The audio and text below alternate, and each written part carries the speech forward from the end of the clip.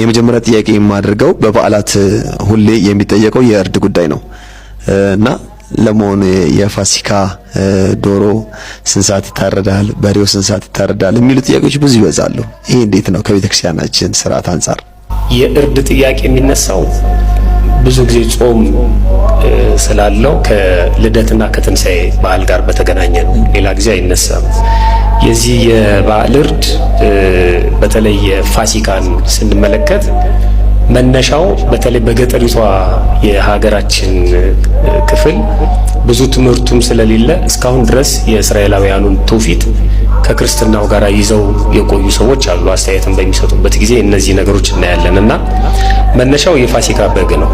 የፋሲካ በግ ያው እስራኤላውያን ከግብጽ ሲወጡ በመጨረሻው ሰዓት እንዲታረድ ታዘው የነበሩት የፋሲካ በግ ለዚያው ለትንሣኤው የእርድ ሁኔታ መነሻ ነው በብዙ መልኩ ማለት ነው።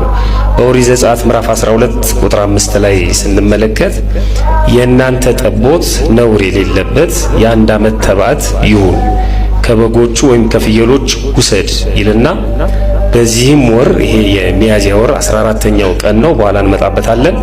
እስከ 14ኛው ቀን ድረስ ጠብቁት፣ የእስራኤልን ማህበር ጉባኤ ሁሉ ሲመሽ ይረዱት ይላል።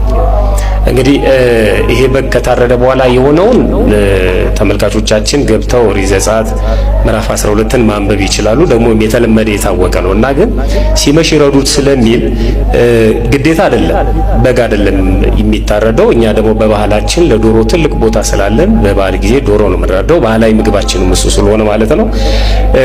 ቀደም ሲል የአባወራዎቹ ወደ ቤተክርስቲያን ሲሄዱ ሌሊት ማለት ነው ማታ ከምሽቱ 2 ሰዓት ወይም 12 ሰዓት ጀምሮ ወደ ቤተክርስቲያን ይኬዳል። ትንሣኤ ከመባሉ በፊት መድረስ ስላለባቸው ቅዳሴ ስለሚያስቀድሱ ማለት ነውና አባወራዎቹ ባርከው አርደው ለማወራዎቹ ይሰጣሉ። ከዛ በኋላ እነሱ አዘጋጅተው ከትንሣኤ በኋላ ወደ ቤተክርስቲያን ወደ ቤት ሲመለሱ ይፈስኩበታል ማለት ነው። ስለዚህ ከ12 ሰዓት በኋላ ይታረዳል ማለት ነው። አሁን ሁሉም ሰው ወደ ቤተክርስቲያን ስለሚመጣ የሚቀር ስለሌለ ስለዚህ ከጾሙ በኋላ የሚያርዱም ሰዎች አሉ። አንዳንድ ጊዜ ደግሞ ቀድሞ ወንድማችን እንደተናገረው ሰዓቱን ለመሻማት በጊዜ ቅዳሜ ጠዋት የሚያርዱ ሰዎችም አሉ። ይሄ አግባብ አይደለም። ስለዚህ ከመሸ በኋላ ቢያርዱት በራሱ ችግር የለውም። ምክንያቱም የሚፈሰከው በዶሮው ከሆነ ሌሊት 9 ሰዓት ላይ ስርዓት ቅዳሴው አብቅቶ ወደ ቤት የሚሄዱ ከሆነ ዶሮ እንደገና ታርዶ የሚሆን አይደለም። ምክንያቱም በአክፍሎት ነው የሚቆዩት፣ በድካም ነው የሚቆዩት። ስለዚህ አባቶቻችን ቀደም ሲል ያደርጉት የነበረው ማታ ከ12 ሰዓት በኋላ አርደው ለሚሰራው